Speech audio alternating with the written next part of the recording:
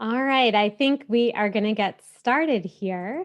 Good afternoon, everyone. My name is Star Marcello. I'm the Deputy Dean for MBA programs at Chicago Booth. It is my pleasure to welcome you to today's Booth Women Connect event, focused on women in the workplace. Allow me to start by telling you a little bit more about Booth Women Connect, a long-standing brand at Chicago Booth that has been bringing together a powerful, collaborative community of women for the past 10 years. BWC aims to foster meaningful connections that allow professionals across all industries exchange their own stories, grow their networks, and participate in meaningful discourse about the issues that they care about. This year, of course, is unique. Chicago Booth has shifted this meaningful dialogue to our virtual community with the Booth Women Connect virtual event series. And so we're excited to kick off this series today in partnership with McKinsey Company with 4 experts in their fields discussing McKinsey's groundbreaking 2020 study, Women in the Workplace. I'd like to start by introducing our esteemed panelists who we are so grateful to for joining us for this discussion. And I'm going to introduce them just in alphabetical order. Elena Anderson is a partner and portfolio manager at William Blair, a global investment banking and wealth management firm. Elena has over a decade of experience covering stocks globally and leading the decision-making for a $700 million portfolio. She's also a Booth alumnus and the former president of the Chicago Booth School of Business Black Alumni Association. Jennifer Scanlon is the president and CEO of UL, a global safety certification company. Prior to her role at UL, Jenny was the president and CEO of USG Corporation. She sits on the board of Norfolk Southern Corporations, is the vice chair of the Chicago Council on Global Affairs, and the chair of the Commercial Club of Chicago. She is also a member of the Chicago Network, the Economic Club of Chicago, a board trustee for the University of Notre Dame, and an advisor to the University of Chicago. And we have Julia Taxon, a partner at Growtech Ventures, an early-stage technology-focused VC firm. She has more than 10 years of experience in venture capital, finance, and consulting, and serves on the board or led the investments for many organizations, including Airside Mobile, Backbone PLM, Drum Technologies, Optoro, and the Mom Project. As I mentioned just a moment ago, we also have the distinct pleasure of partnering with McKinsey Company for this discussion. And leading the conversation is senior partner at McKinsey Company, Quaylin Ellengred. Quaylin is the leader of McKinsey's life insurance work in North America, and she is a member of the McKinsey Global Institute Council. Her expertise includes women in STEM, accelerating gender equality through investment strategies, women in leadership, and the future of work. So without further ado, I'd like to introduce our moderator, Quaylin Ellengred. Quaylin, over to you. Wonderful. Thank you, Star. And thank you to all of you for joining in what is, I know, a very challenging year, potentially personally and likely professionally. Our goal is to talk about 2020, and as we head into 2021, what have been the challenges, potentially what have been the silver linings. And before I jump into some of the fact base, we wanted to get a poll of how all of you are feeling. So if you could flash up the poll, a year into this new normal, what are the top issues that are keeping you up at night? And you can select up to as many as are a challenge for you. Difficulty working from home, childcare or homeschooling responsibilities, mental health, physical health of your own or loved ones, work responsibilities, or others.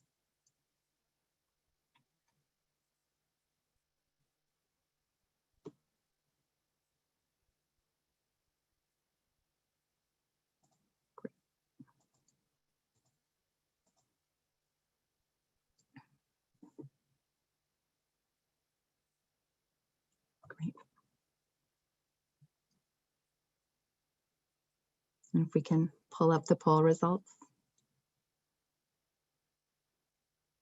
A lot on physical responsibilities and burnout by far. Quite a bit on mental health, and we're actually seeing quite a huge jump in mental health hotlines. I think a number of companies have actually increased their support on mental health, but seen a lot more usage in this last year, followed closely by physical health of me or loved ones would be the clear top 3 there. So thank you for sharing that. We're actually going to touch on some of that, both in the fact base that we share now, but also in some of our panelists' perspectives as well. So let's jump in. I want to give you a quick tour of where we are in terms of gender equality across the talent pipeline, and specifically what has changed as a result of COVID-19. So if you can show just the 2 pages that we wanted to anchor on in the beginning.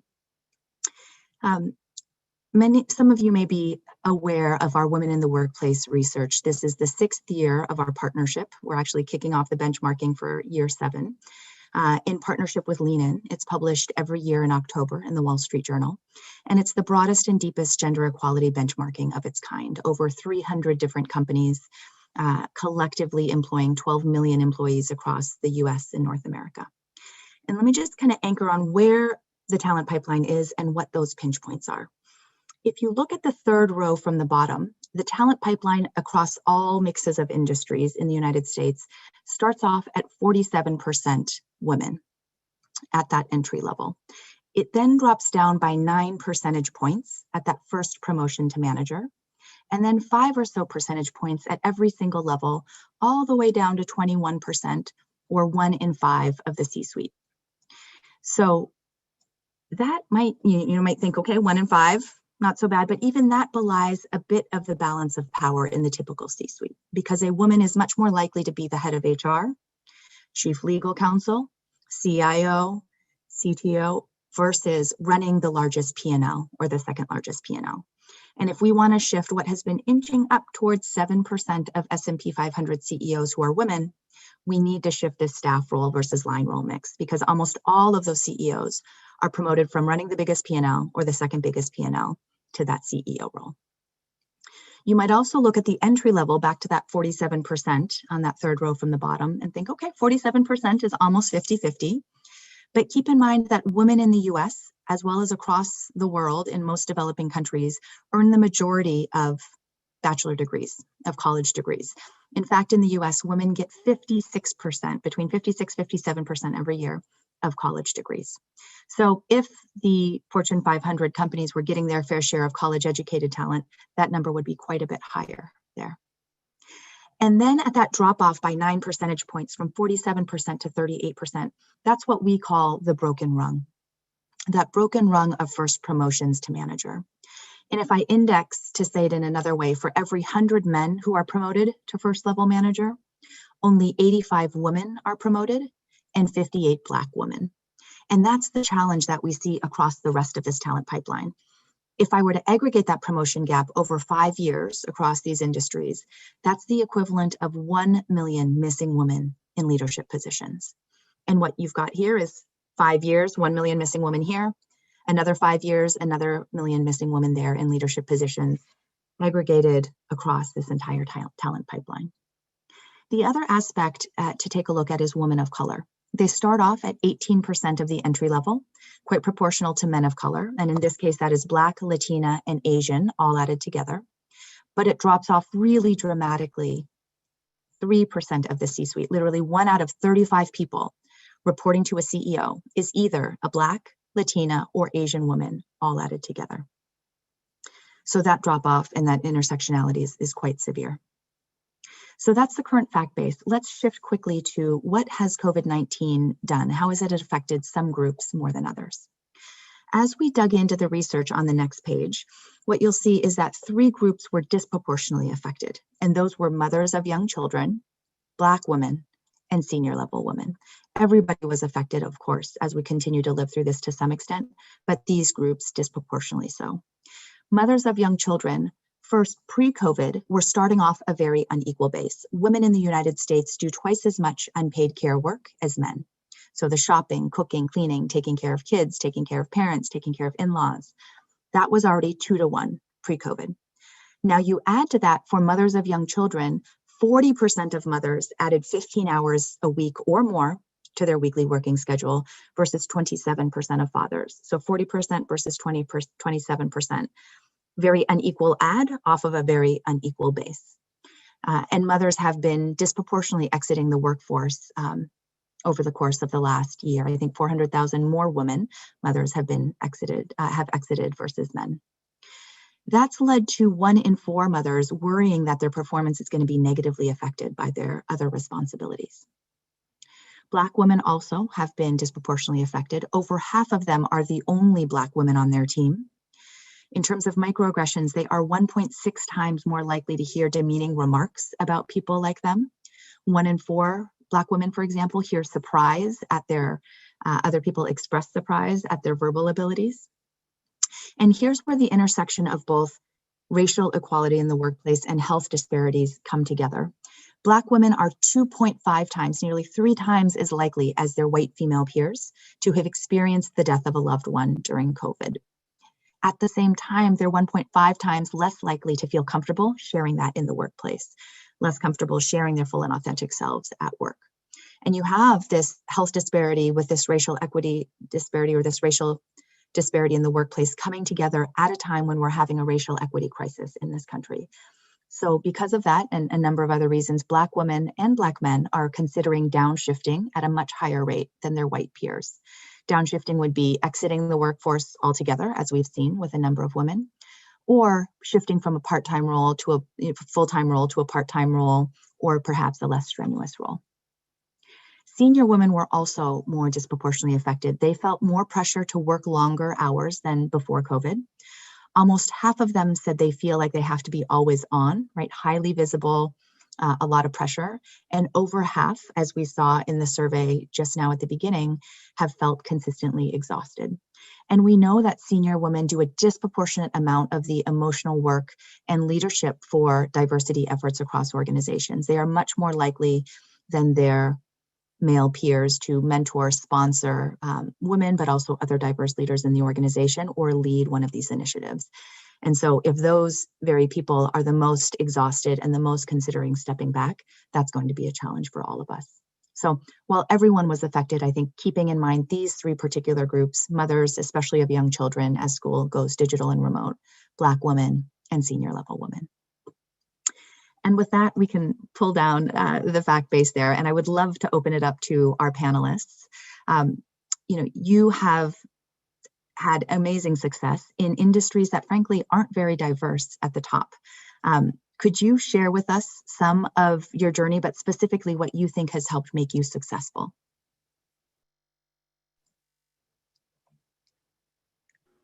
Quaylen, I don't know if you want us to do open outcry, but I'm Please. AA, so I'm used to being first. So thank you so much for this work. It's very, very important. And I hope we all amplify this work back at our workplaces.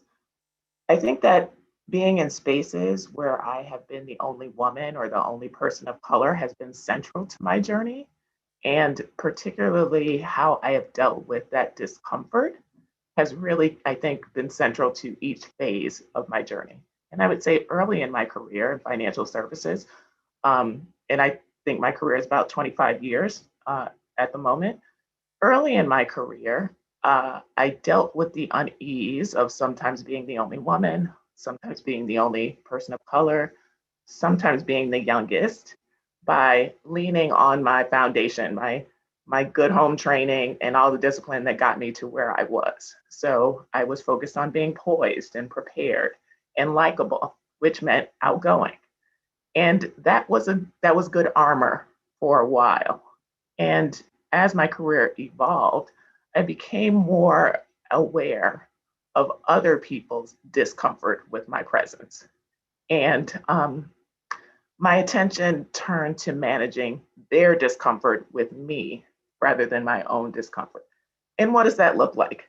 It could look like changing the tone and texture of your voice, changing the tone and texture of your hair. Again, wanting to be likable, but instead of being outgoing, shrinking. And I'll say I'm glad to be done with that phase. That was a dark phase. And I've moved on to a phase where I am embracing discomfort. I'm more comfortable with being uncomfortable than most. I can step into silence with a thoughtful comment. I can let an awkward silence linger. I can solicit uncomfortable feedback. I can be challenged in public and not wither. And so that stepping into discomfort and really leveraging it, I think is where a lot of growth and excitement has come in the phase that I'm in right now. It's not called growing pains for nothing, right? Discomfort brings growth. So I'm happy to be in this phase, and I recognize that I'm in it because there are women who and allies who are amplifying my voice and making that environment what it is right now. I don't know what the next phase is, but I hope that discomfort of being so unique or the only one does not feature so prominently in it. And that's why, this work is so important and this conversation is so important. I can jump in there next. So I've always looked at it as an advantage versus a disadvantage. And so a perfect example is I joined GrowTech straight out of business school as an associate, and I got asked to be on this panel in DC, and I was 2 weeks into the job, and I said, sure, why not? And I get on the panel and I'm looking around, and it's all these managing directors of the other venture firms in the area, and then me, an associate. And very quickly I realized, oh, I'm the token woman on the panel. And from that point on, I said, I'm going to use that to my advantage to get great opportunities that might not otherwise be there for me. And so I think I've used that kind of as a driver towards my success in the industry. And then honestly, I found just a great peer group of female VCs to help support me over the years, ones that I can have open and honest dialogue with. And so I think finding that network and that feedback loop, that confidential feedback loop, has been very, very important to me. Let me chime in a little bit here from the perspective of being probably by far the oldest one here, and lived through that I'm going to call it the second generation of women really ascending into the workplace. My aunt, who's 20 years older than I am, was in that first generation and was one of the very top leaders at IBM, a company where I started my career, and they had spent a lot of time cultivating diversity. But even at IBM, I was in a division of less than, I think, 10% women. I was in the service division. I went to Booth at night while I was at IBM. I was one of 10% of women at Booth. I had gone through Notre Dame, starting out as an honors math major, one of 2 women out of the freshman class at Notre Dame who were in the honors math program and in the arts and letters school. And then moving into computer applications, where I think, there were maybe a half a dozen women in my class going through that. So what I learned is that I focused more on my journey around skills and expertise, and also focusing on where I could find those sponsors or those mentors to help me. And I think one of the most pivotal moments in my career was when I was named CIO, Chief Information Officer at USG Corporation in 2007. And we went through a strategic planning process the next year. And our CEO at the time, Bill Foote, and our COO at the time, Jim Metcalf, I think they were each pretty satisfied and thrilled to have me as CIO. I was, I think, 42 years old, and be CIO for the rest of my career. And that's not what I aspired to do. And I love technology, but I wanted to be in the business. And I had come from consulting, and I missed that revenue generation side. I missed that customer impact. So I told them that. And they were both stunned, like, hey, you just got promoted, aren't you happy? But because I was willing to really kind of own what experiences I wanted to have, and because I was willing to put myself out there, and that felt a little scary at the time, but I'm glad I did it, because if I hadn't, I'd probably still be a CIO. I'd be a great CIO. I did love that job. But I would not have been named CEO of USG Corporation nor CEO of UL Inc. So that's been my journey. Amazing. Thank you for sharing all of that. I'd love to hear how you have coped during COVID, maybe some of the challenges, potentially some of the silver linings, and any tips you have for the group here. And I might, Julia, start with you, and then Elena and Jennifer. Sure. So mine's a little unique because I have 4 young children, and I just had a baby right before COVID hit. So I had a baby in January. I was back at work for 2 days, and then on lockdown. And so that those first few months were very difficult being at home. All my kids were doing virtual school. And so I've learned to be more patient with my children and understanding of the situation that they're in.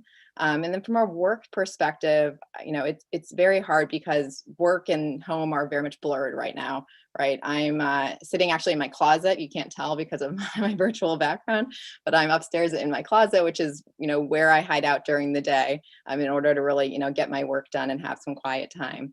So for me, I found that the days where I was sitting in front of my computer all day and didn't get outside even for a few minutes and kind of stayed within my 100-foot radius upstairs were the days that were the more difficult for me mentally. And so also from a scheduling perspective, in real life, pre-COVID, you would never schedule back-to-back meetings all day long. During the COVID world, I feel like that's kind of expected. You should be available at all times. And so just, finding those breaks in my schedule, I think has been very important for me. I pair it a lot of what Julia mentioned. I don't have 4 children, but I have 2 elementary school age children who are doing school from home. And it's been difficult. 2020, talk about leaning into discomfort. Had numerous opportunities to do that in 2020. Not only was there the pandemic, but there was an escalation of racial tension. There was the events and viral videos of racial injustice and the ensuing protests and riots. It was an election year.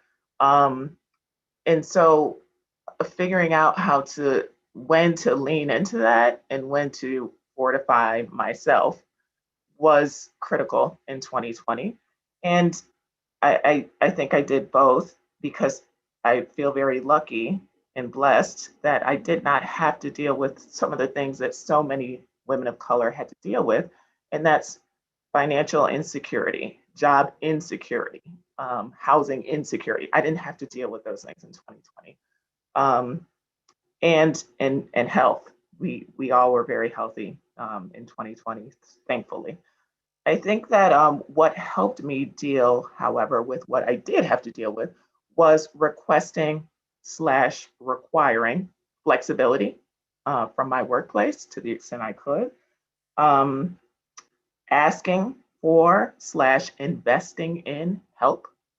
I can't be tech support and for the kids and do my job too and get dinner done. So we're investing in meal kits around here. We got somebody helping out right now. So I had to do that. And making room for empathy. So I am very lucky to have empathetic colleagues who checked in on me, and I paid that forward. Empathy is one of those things that when it grows on you, you learn how to do it, and it's a muscle that you can begin to exercise. So I was the beneficiary of empathy. I gave that out and I gave it to myself. I do think that 2020 was a unique year to lean into your voice. The organization needed our voices more than ever in 2020. And I think that one reality for me was that don't underestimate the need for your voice at your company. Sometimes the conversation that needs to be convened by you. So it was this notion of leaning in and leaning out and learning that balance, I think has been key in this pandemic.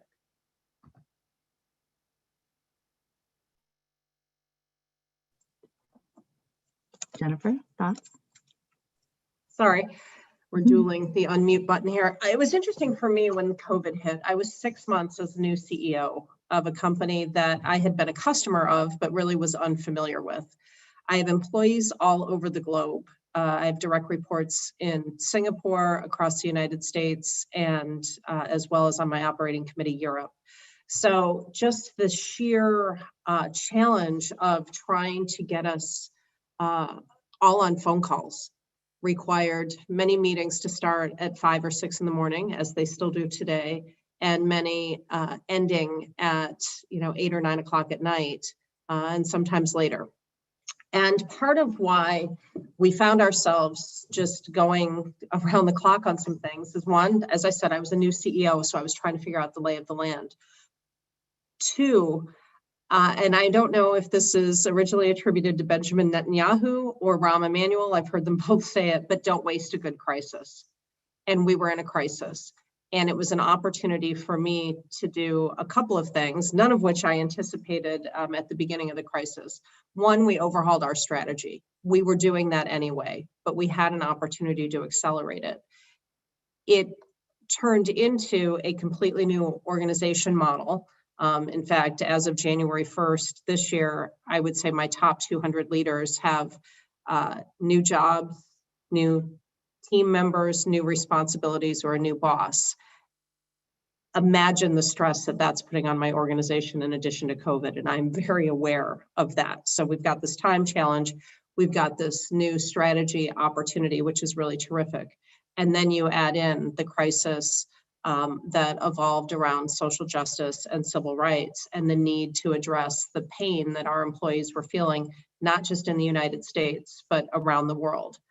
And we actually seized upon that crisis in a couple different ways. It was really creating this concept of psychological safety in the workplace and having those conversations in every country around the world, but actually rapidly accelerating our D&I goals and putting those out there and putting ourselves as a company out there on the forefront in a way that I don't want to say it wasn't on our agenda at the beginning of the year, but it certainly wasn't going to be, the number 2 priority on my list after corporate strategy.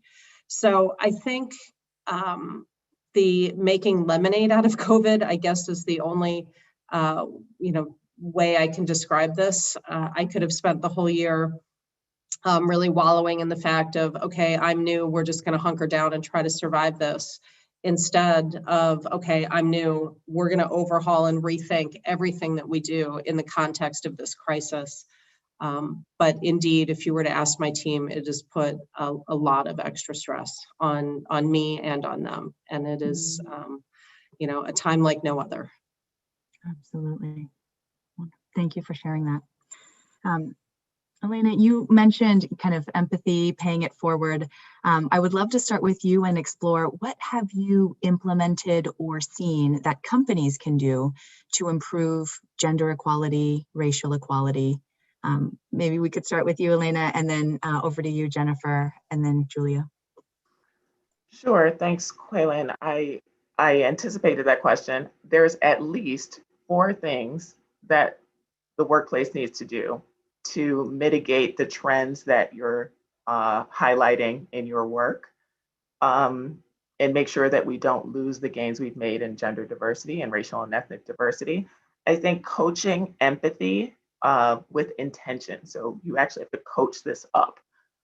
Your leadership has to have the tools that they need to be successful in reaching out to those people that they manage to check in on folks and just lead with empathy. So I think that's an important thing that organizations need to do.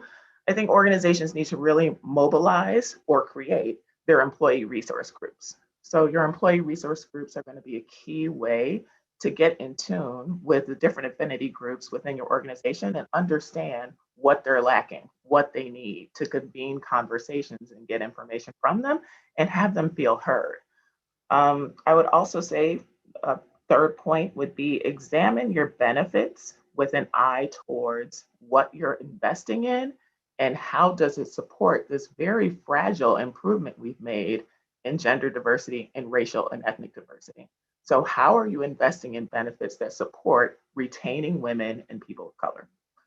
And the last thing I would say is we talk about inclusivity and creating an inclusive culture. And what rings true to me is this analogy of diversity is being invited to the party.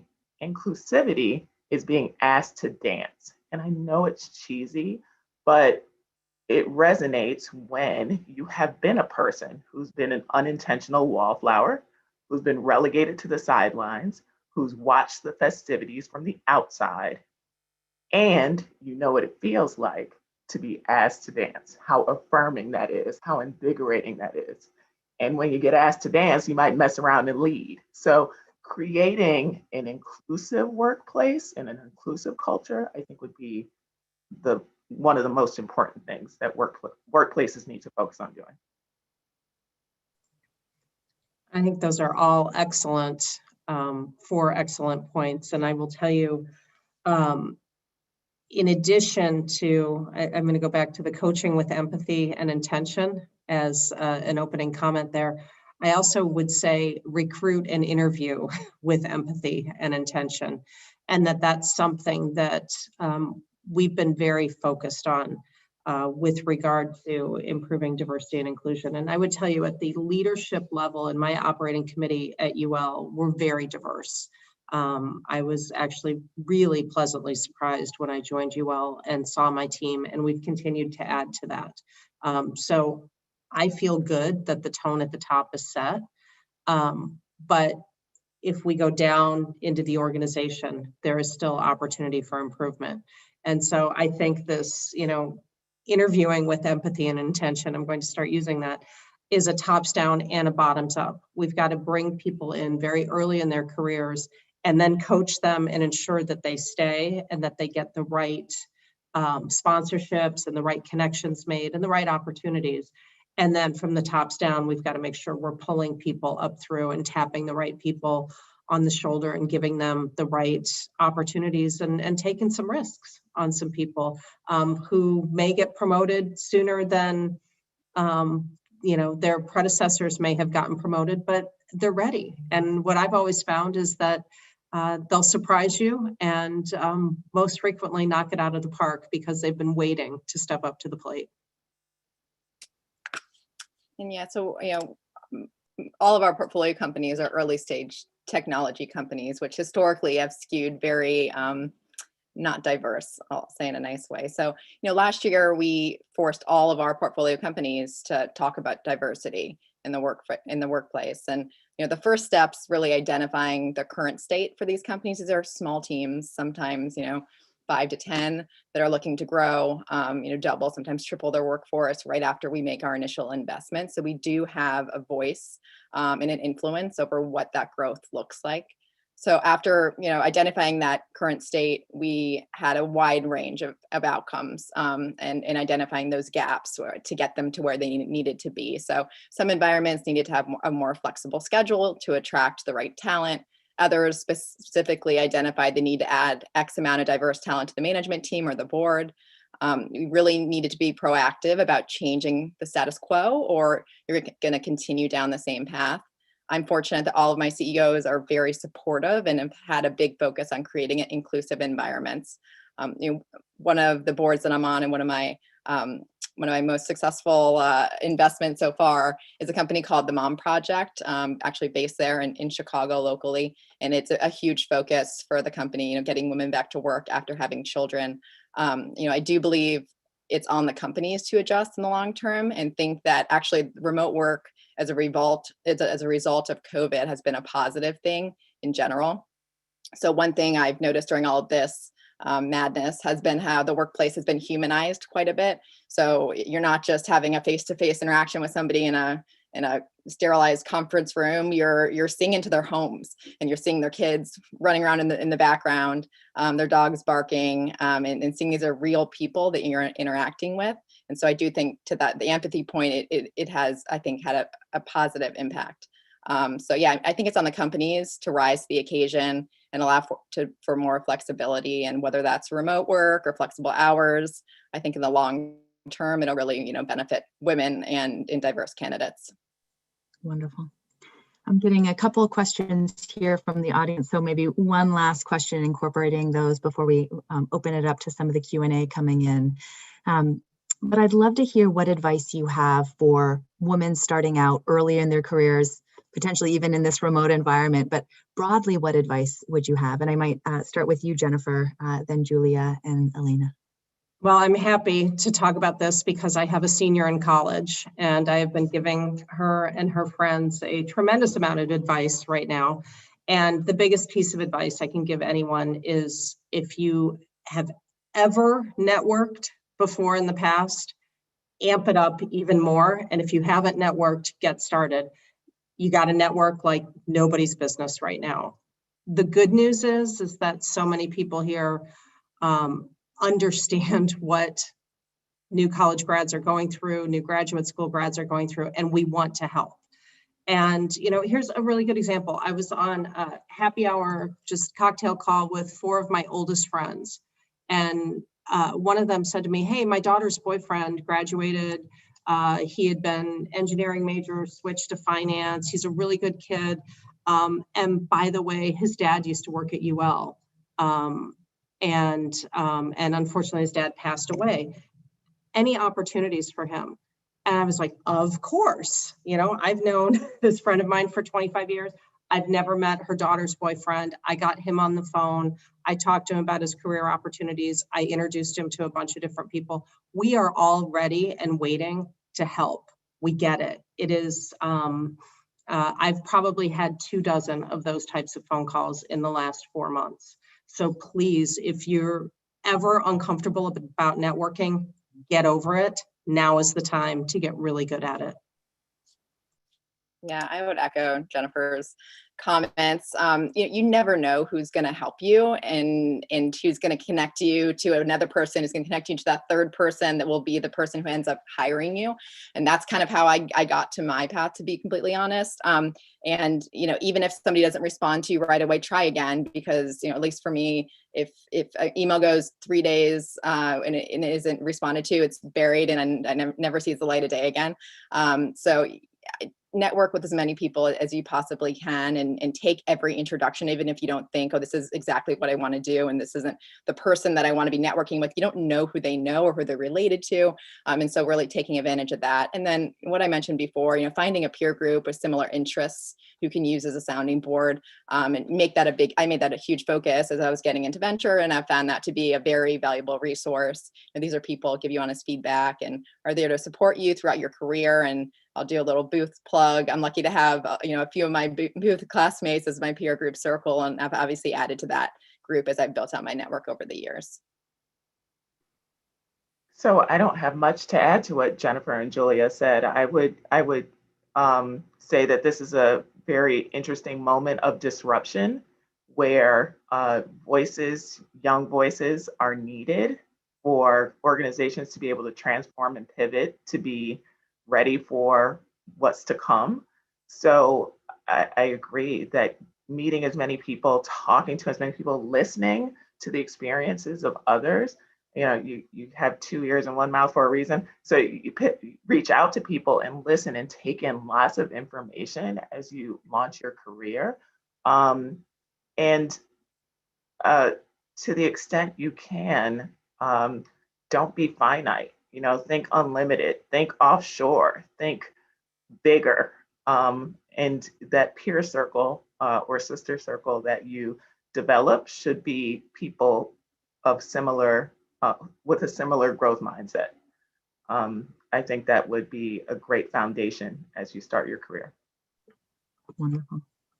I'm going to start filtering in here some questions from the audience now, and we won't ask everybody to necessarily respond. So if just 1 or 2 of you want to share your thoughts, please do that. But this question came in: why is work-life balance so difficult, including kind of self-care and mental health care?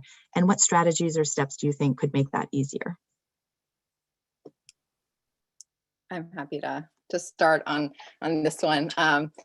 Yeah, so I think the work-life balance right now is, as I said, so blurred, just given, you know, you should be always available, no one's traveling, or most people aren't traveling at this point.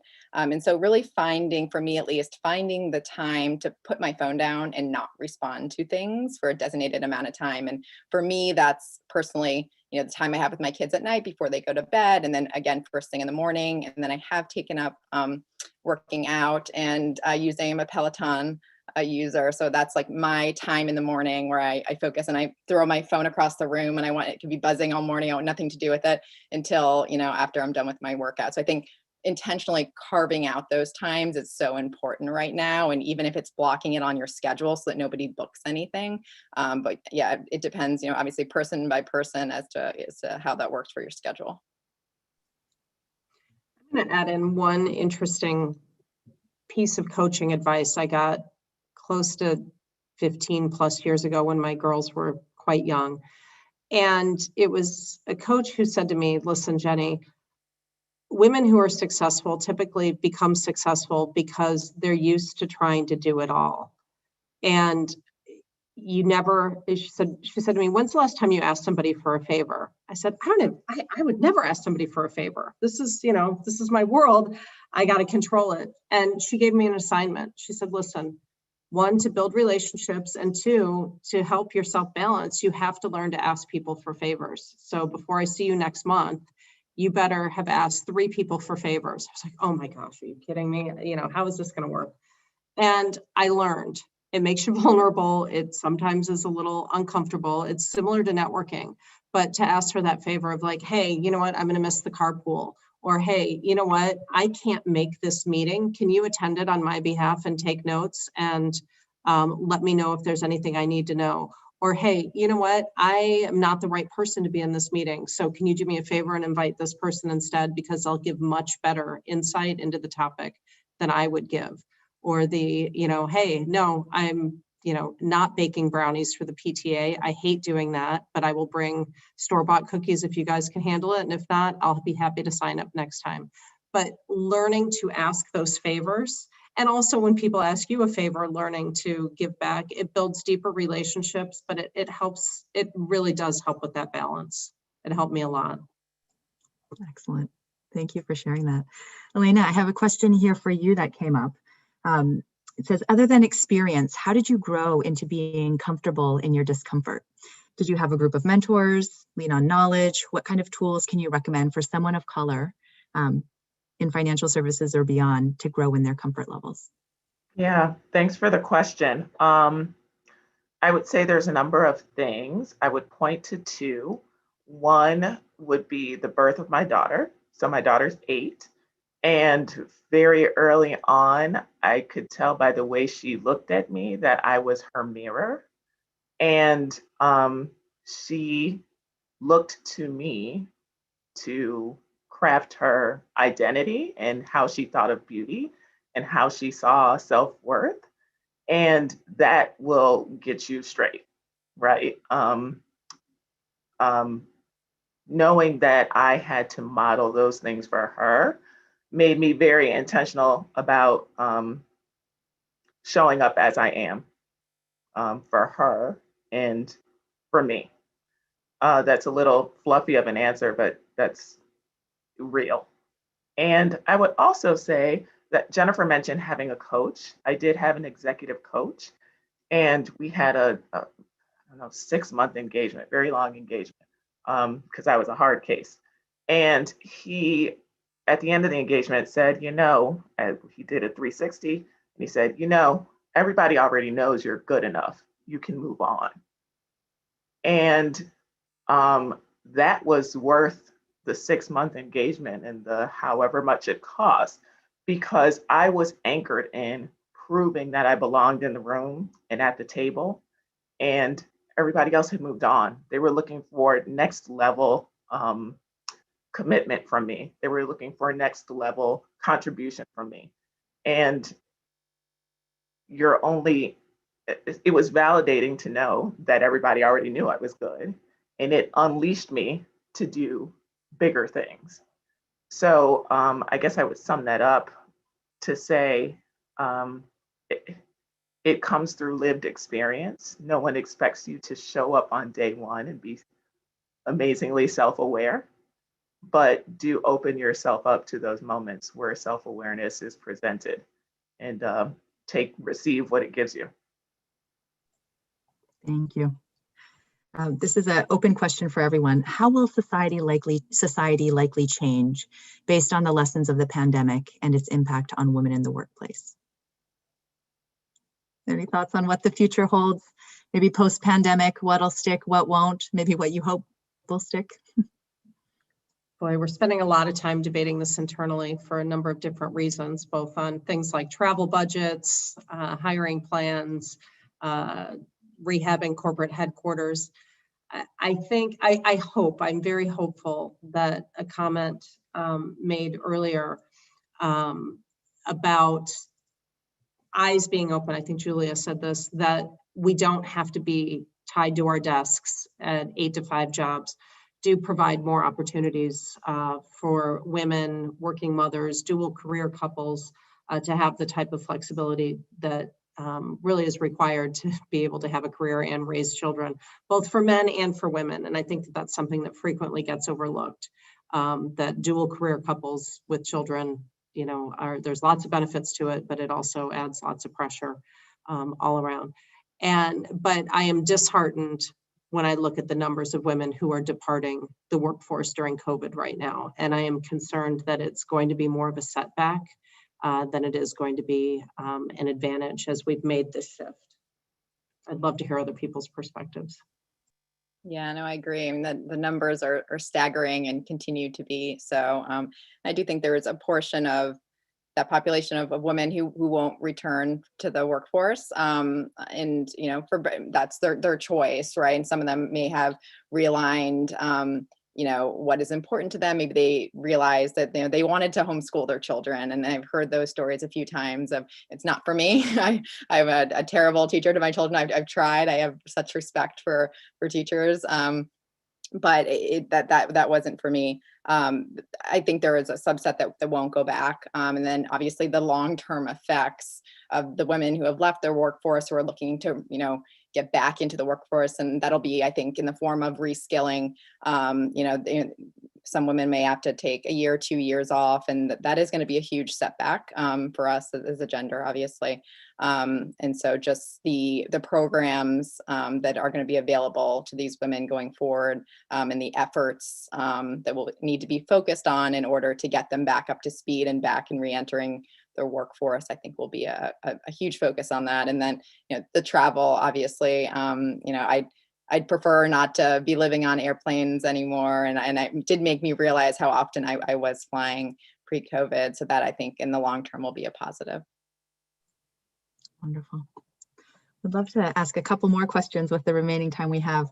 One question came in on how do we empower male employees to be an ally for women in the workplace? You saw that talent pipeline, right? Unless we're going to engage our male colleagues, we're not going to be able to do this alone. So what suggestions would you have there?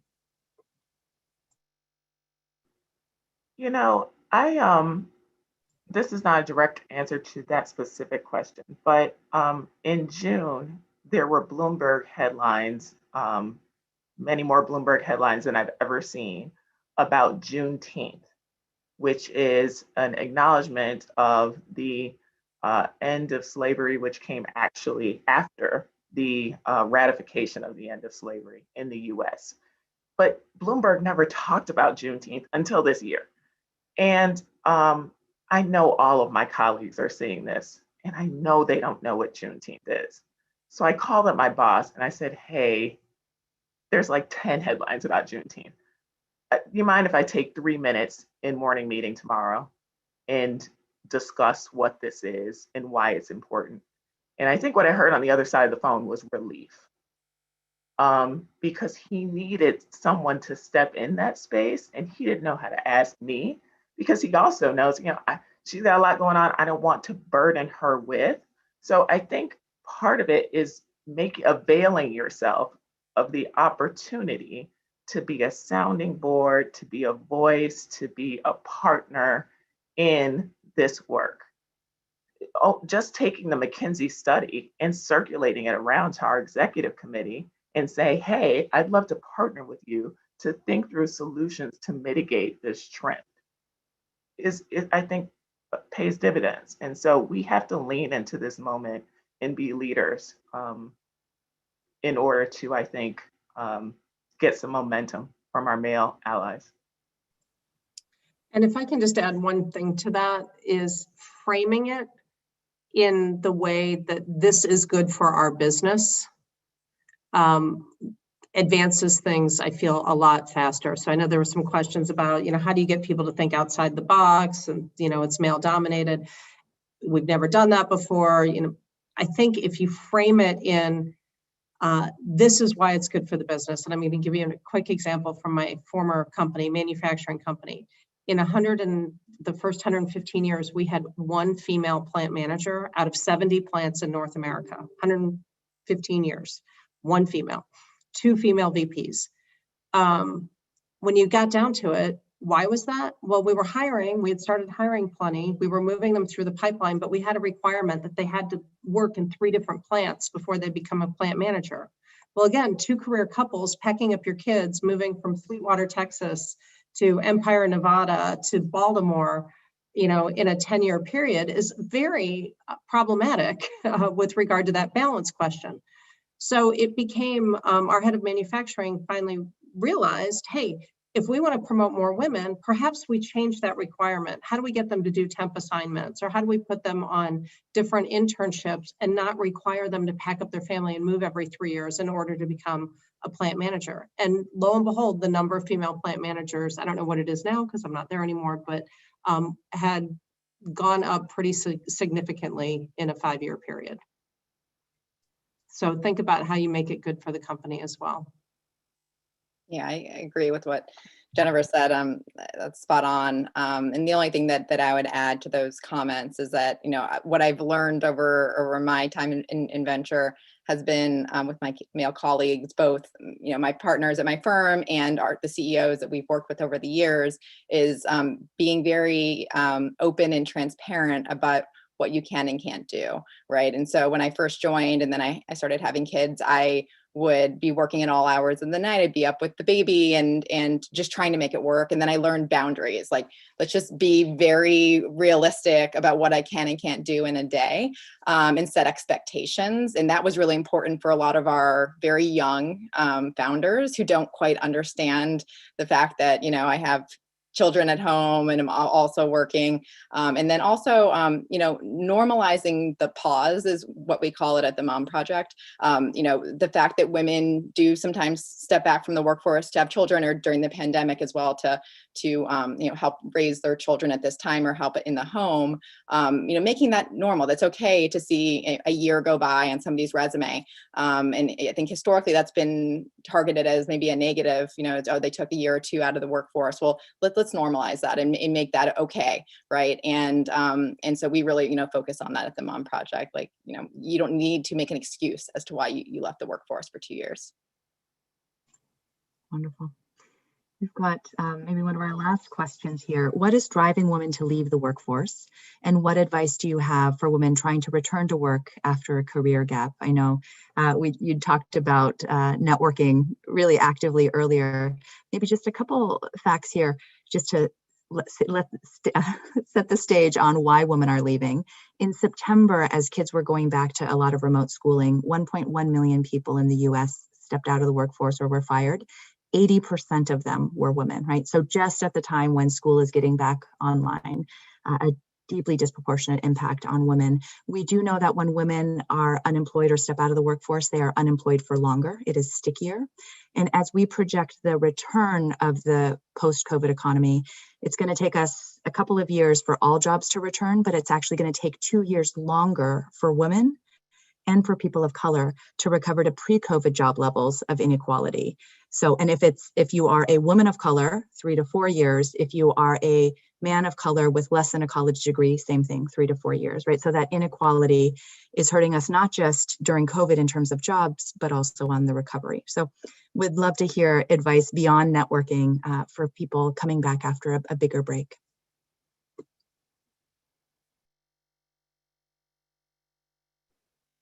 I know that there are, I feel like Booth has a program for kind of this re-entering program. I would look for avenues that smooth your re-entry, either pairing up with, I think that Booth, back to work program, or looking at employers who have some focus in this regard, because I do think that there is kind of an institutionalized screening that penalizes people who have these gaps in their resume. And if you want to get back to work, you want to go for the low-hanging fruit and where the opportunities exist. So I would focus some resources and attention on those companies that have concerted efforts in that regard. And I know there are a few, and I know that Booth has resources in that regard. One piece of advice I've given, not just to people who have gaps in their resume and have taken time out of the workforce, but I also give this advice back to college grads. An area that we just don't have enough well-trained people in is in project management. And it does not take, I don't want to say it doesn't take a lot of work, because it does, to go out and get certified as a project manager. But I think most people who have had any element of time in the workforce probably have a number of qualifications that would help them get that certification. And it is a great way into the door through consulting firms, through different projects, through independent consulting, through companies hiring. It's just something that I've seen every step of my career, that those who have those project management skills do have a much better opportunity to land jobs, even despite gaps in their resume. So I would encourage people to think about what are those areas of expertise or skills that close the fact that there's a gap of time on your resume. Wonderful. I want to wrap it up with just one or two words of advice from each of you as we head back to our day-to-day lives during COVID, hopefully with a light at the end of the tunnel. Would love to start with you, Elena, on any kind of couple words of parting advice, and then Jennifer and Julia. I would say that invest in the resources that you need to be successful. I remember when I first thought about getting a cleaning service, I was ashamed to tell my mother because I thought my mother worked, and then she came home and cooked dinner, and then she helped us with our homework, and then wash, rinse, repeat every day. And when I told her sheepishly that I was going to get a cleaning service, she was like, "Are you kidding? You absolutely should have a cleaning service." I wish I could have done that when I was in your shoes. Invest in the resources you need, like unburden yourself from judgment around that. And I would say also advocate for yourself. So ask for the flexibility that you need. Amplify other women's voices when you're able to. We need that. And amplify this work. If you can spread this work and these risks around your workplace, I think that the findings are so potentially detrimental that they demand some sort of response. So that would be my suggestion. Wonderful. Jennifer. I'm going to add to that, and I'm just going to say no guilt. Just get over the guilt trip. The guilt over having a full-time nanny or a cleaning lady or, shortcutting just anything. Time is the most precious commodity that any of us have. So don't have guilt about finding ways to improve the quality of the time you have. And the second thing I would say is I really benefited from having two very good friends that I made when my oldest daughter was in preschool, and they became my good friends because they were two other working mothers whose girls were the same age as mine. So we had something in common. We had coffee every single Saturday while our girls were in dance class for close to a decade, and we still text each other frequently, if not daily. You need those friends. You need that voice of reason, and you need the person who looks at you and says, okay, I know they said this to you at work, and you know what? They were right, so you better listen to them, or they were wrong and we're going to pat you on the back and cheer you up. But you need somebody, some few people who will be honest and direct and warm and a shoulder to cry on when you need it. Yeah, I'd echo those two things. I mean, for me, grocery shopping takes a lot of mental energy. And so that is something that I just actually outsource to my husband because he enjoys doing it and does it online now. So finding those types of things are just mentally draining for whatever reason, and outsourcing them. And I echo, the nanny as well. If you can if you can make it work. And then also becoming a mentor to somebody, even if you don't think you're quote unquote worthy yet of becoming a mentor, finding like a high schooler or even like a middle schooler who's looking to advance their career at some point, obviously, and using them to develop that skill set, I think is really important. And so that's something I started actually when I was in college, was mentoring a high school student, and it just creates a skill set, and it starts the networking cycle for you as well at an early age. Wonderful. Thank you to our three incredible panelists for sharing your thoughts and insights today. Hopefully you can all give us feedback via the email survey that you'll be receiving. And if you want any more of the research, that's all available online on womenintheworkplace.com. Thank you. Have a wonderful